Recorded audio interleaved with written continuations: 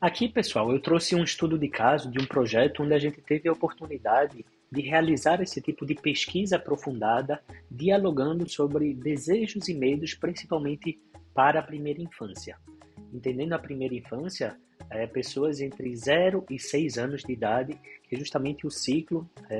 embasado em pesquisa científica, que identifica que é o momento de maior evolução e crescimento, principalmente do cérebro, onde é justamente o crescimento das conexões neurais são desenvolvidas, principalmente nesses primeiros 6 anos de idade. E a gente teve a oportunidade de trabalhar justamente com comunidades periféricas na cidade de Recife, justamente para pensar como poderia vir a ser o espaço público no futuro para aquelas comunidades, principalmente sobre uma ótica da primeira infância. Para isso, a gente acabou embasando o nosso trabalho no pedagogo e pesquisador Francesco Tonucci, pesquisador italiano, onde ele trabalha há várias décadas sobre novas abordagens, principalmente inovadoras, socialmente inovadoras, de maneira inclusiva, para que as crianças pudessem também fazer parte das tomadas de decisão sobre a sua cidade, sobre o seu bairro, sobre a sua rua. Então ele é fundador da Rede Mundial de Cidades das Crianças e ele tem um dos primeiros estudos aqui do lado esquerdo chamado A Cidade das Crianças, onde ele teve a oportunidade de, junto com a Câmara de Vereadores de uma cidade no norte da Itália, incluir as próprias crianças para tomadas de decisões políticas. Então foi uma abordagem onde as próprias crianças poderiam opinar e representar dentro da Câmara e poder inclusive direcionar determinadas discussões, trazendo a observação deles. Na visão do Francesco Tonucci, quando a gente realiza um projeto, uma pesquisa, uma interação com as crianças, o universo ele agrupa em 5 camadas, onde a gente tem a criança no meio e cada camada é uma camada de interação e também de diferentes complexidades onde essa criança, onde esse ser, ele está inserido.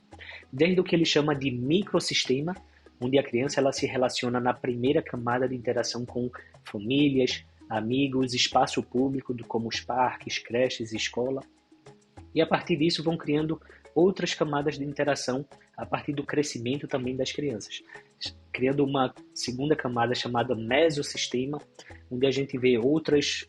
serviços, como serviços públicos, organizações religiosas, associações comunitárias, né, que é uma segunda camada de interação. Numa terceira, do que ele chama de exossistema, são as extensões da família e vizinhos, entendendo aqui incluindo a situação econômica da família, organizações sociais, conselho escolar, agências governamentais, até chegar numa camada que ele chama de macrosistema, trazendo mais camadas de atitudes e ideologias da cultura local, comportamental, relacionados a meios de comunicação, eventos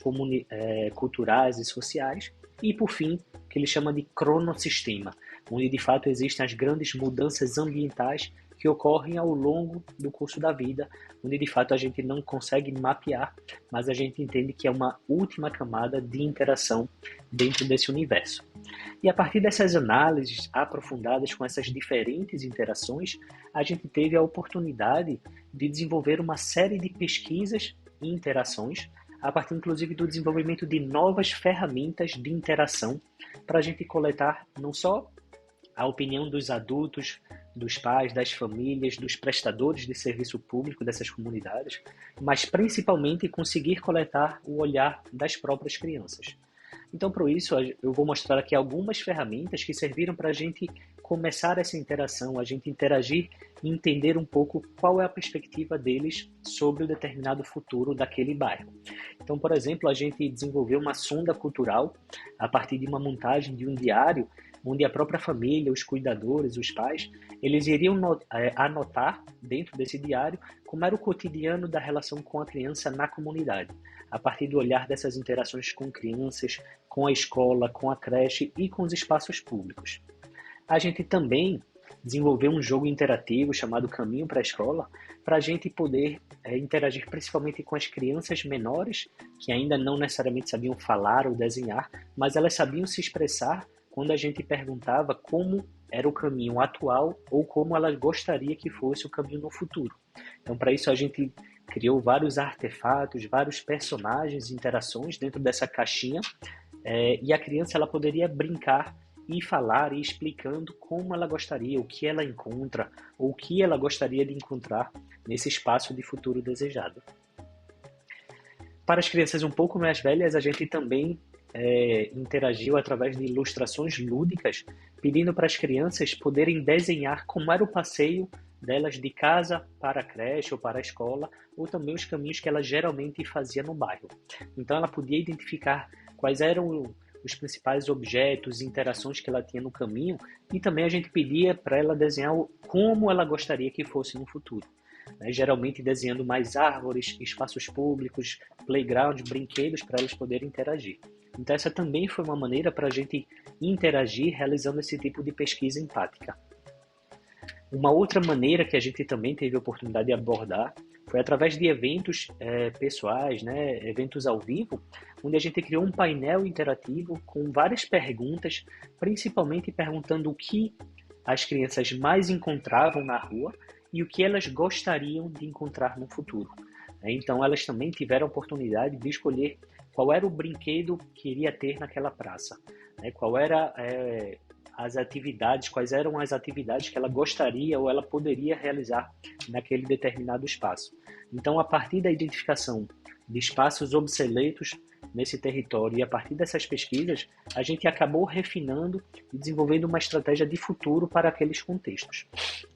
E para além das interações com crianças, a gente também realizou dinâmicas, atividades colaborativas com os adultos, principalmente com os cuidadores e cuidadoras dessas crianças, fazendo um mapa situacional. Ou seja, a partir da identificação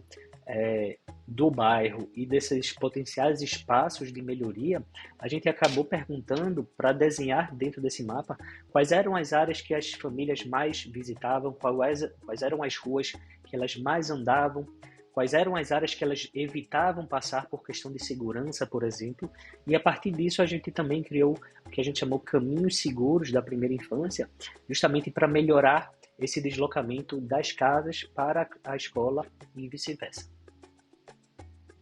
Ou seja, como é que dentro da sua pesquisa, dentro do seu projeto que você está desenvolvendo, como é que você poderia incluir grupos invisibilizados muitas vezes nessa pesquisa? Quais são contextos periféricos, quais são contextos nas margens que você poderia identificar e interagir para de fato gerar insights e também construir novamente essa visão de futuro de maneira colaborativa a partir de diferentes visões sobre aquele determinado assunto.